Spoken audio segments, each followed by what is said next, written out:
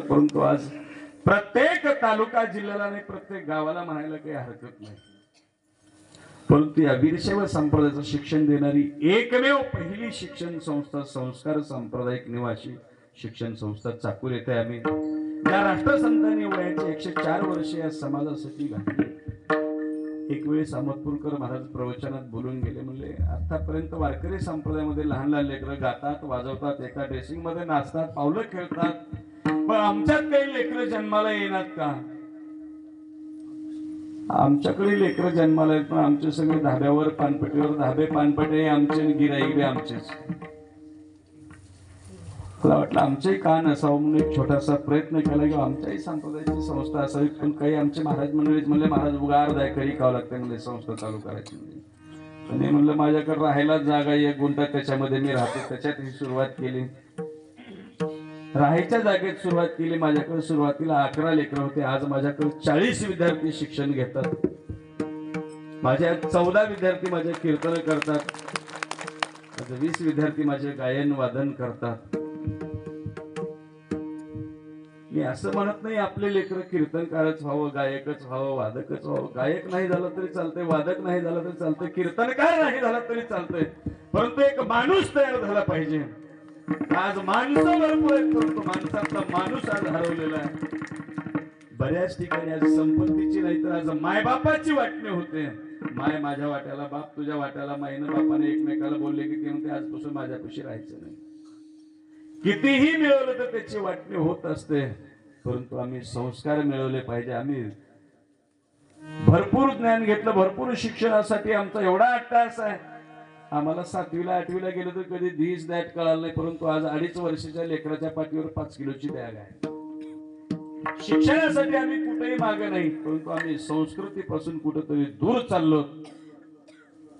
बरेच जण म्हणतात महाराज आमच्या मुलासाठी एखादी मुलगी बघा, एखाद्या मुलीसाठी मुलगा बघा, डॉक्टर असेल तर डॉक्टर, इंजिनियर असेल तर इंजिनियर। दोघेही ज्यावेळेस सर्व्हिस करणारे असतात त्यावेळेस त्यांच्या पोटी जन्माला येणारा अपत्य त्याचा सांभाळ करण्यासाठी कुठला तरी रोजगारी बोलावं लागते।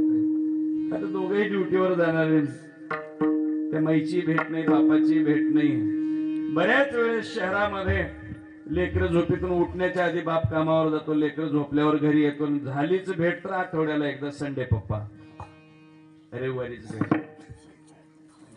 म्हणून एखाद्या वेळेस संपत्ती कमी असली तर चालेल, परंतु संतती चांगलं निघणं महत्वाचं आहे। बरेच पालक परेशान आहेत, त्याचं मुलं चांगले नाहीत, मुलं बिघडले म्हणून। याचं कारण तूच आहेस, तुझ्या जीवनाचा शिल्पकार। आम्ही जसं वागू, जसे आम्ही त्यांना घडवू तसे लेकरं घडतात, म्हणून लेकरं घडणं महत्वाचं आहे। म्हणून मी असं म्हणत नाही आपले लेकरं कीर्तनकार व्हावं, गायक व्हावं, वादक व्हावं, नाही नाही, तेही झालंच पाहिजे। प्रत्येक गावामध्ये आज साहित्याची उणीव नाही, प्रत्येक गल्लीमध्ये नाही, घरोघरी साहित्य आहे, परंतु एखादा गायक वादक त्याचं गोड जेवण करायचं म्हणलं की रोजगारी बोलवावं लागतं। तर काही दिवसानं बोर्ड लावावं लागेल तर भजनी मिळतील म्हणून। सगळ्यात मोठा दुष्काळ आज भजण्याचा आहे, साहित्याचा नाही। जिथं गेलं तिथं एखादी 2 भेटतात त्या गावातले भजनाला इथं लाईन मध्ये, बाकी सगळे बाहेरचे रोजगारीच असतात।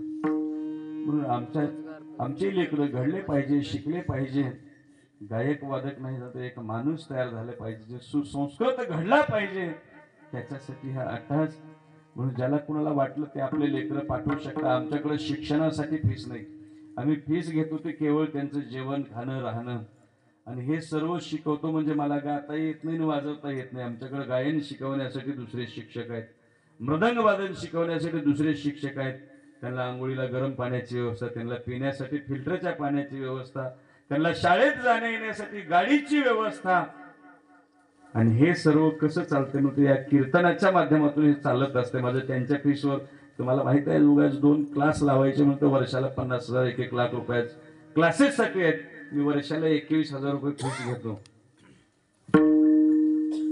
आणि हे सर्व या कीर्तनाच्या माध्यमातून चालत असते। म्हणून ज्याला वाटलं त्याने तुम्ही सहकार्य करू शकता, ज्याला वाटलं त्याने तुम्ही आपले लेकरं पाठवू शकता। जवळजवळ तुमच्या नरसी नायगाव परिसरातले माझ्याकडे 15 लेकरं येते, 50 लेकरं इथलेच आहेत माझ्या।